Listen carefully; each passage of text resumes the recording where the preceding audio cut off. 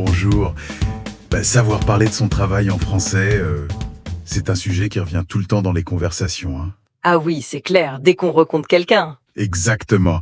Alors aujourd'hui, on fait un petit plongeon dans des dialogues sources sur ce thème, parler des métiers et du travail. L'idée, c'est de voir un peu comment les gens parlent vraiment de leur boulot. Oui, choper les expressions clés, le vocabulaire pour se présenter, dire ce qu'on fait au quotidien, parler de l'ambiance et même de ce qu'on vise pour l'avenir. C'est ça. On va essayer de structurer un peu tout ça. Alors pour commencer, le plus simple. Comment on dit ce qu'on fait dans la vie? Alors, le grand classique, c'est je suis plus la profession. Je suis professeur, je suis médecin, simple, direct. Mais on entend aussi souvent je travaille comme. Je travaille comme ingénieur, peut-être pour insister un peu plus sur la fonction. Oui, je vois. Ou alors, je travaille chez, si le nom de l'entreprise est important, ou dans le secteur 2. Par exemple, je travaille dans la com. Tout à fait. Et puis, il y a ceux qui sont à leur compte. Là, c'est plutôt je suis travailleur indépendant ou je suis freelance ou tout simplement je suis à mon compte. D'accord.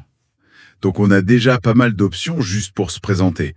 Une fois qu'on a dit ça, la question qui vient après, c'est souvent « Ok, mais tu fais quoi concrètement ?» Oui, c'est quoi tes tâches?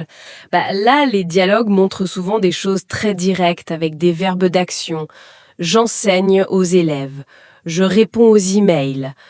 J'aide les clients. C'est vrai, j'ai remarqué aussi l'expression « je suis responsable de ». Par exemple, « je suis responsable de l'équipe marketing ». Ça fait peut-être un peu plus formel. Oui, ça marque une responsabilité claire. Ou alors, ma tâche principale, c'est de.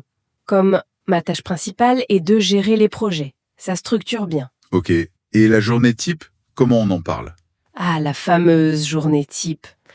On retrouve les classiques, hein, les horaires, je commence à 9 heures, je finis vers 17, 18 heures. Les activités courantes, C'est ça, hein.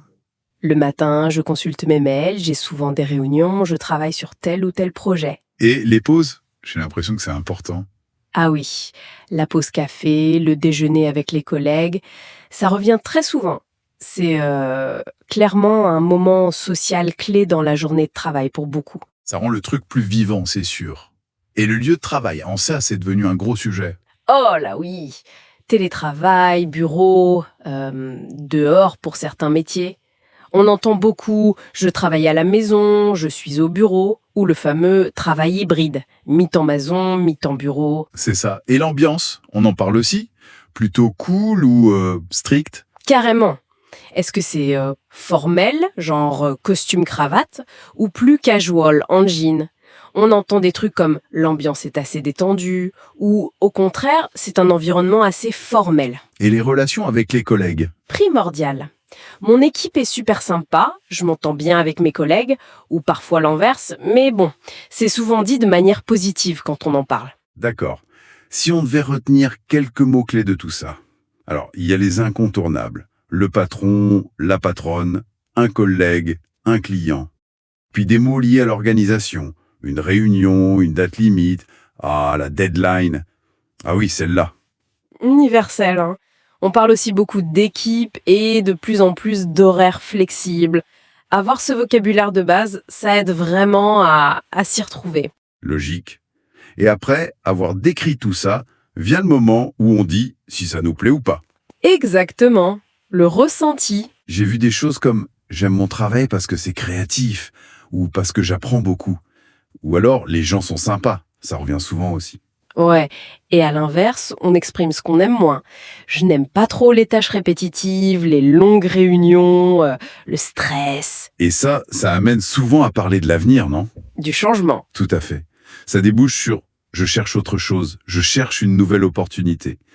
Ou plus précis, j'aimerais un travail mieux payé ou avec plus de sens. On peut aussi parler de son parcours. Avant, j'ai travaillé dans tel secteur. Et mettre en avant ce qu'on a appris. Ça m'a appris à travailler en équipe, j'ai développé telle compétence. C'est ça. Et se projeter. Je veux évoluer. J'aimerais apprendre de nouvelles compétences. Et parfois, on parle même de son idéal.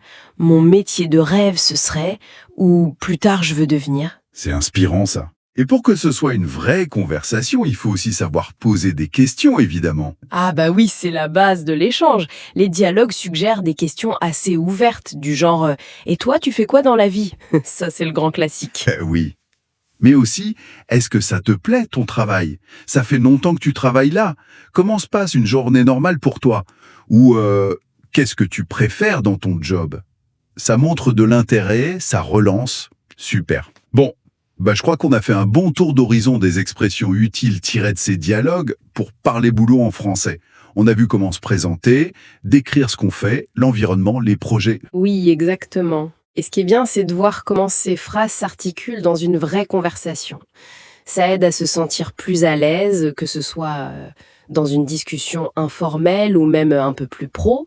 Ça facilite vraiment les échanges. Tout à fait. Et pour conclure, peut-être une petite réflexion.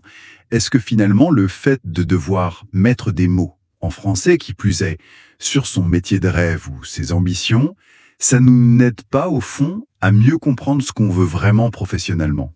C'est une bonne question, ça. Ça force à clarifier ses idées, c'est sûr. Voilà, une piste à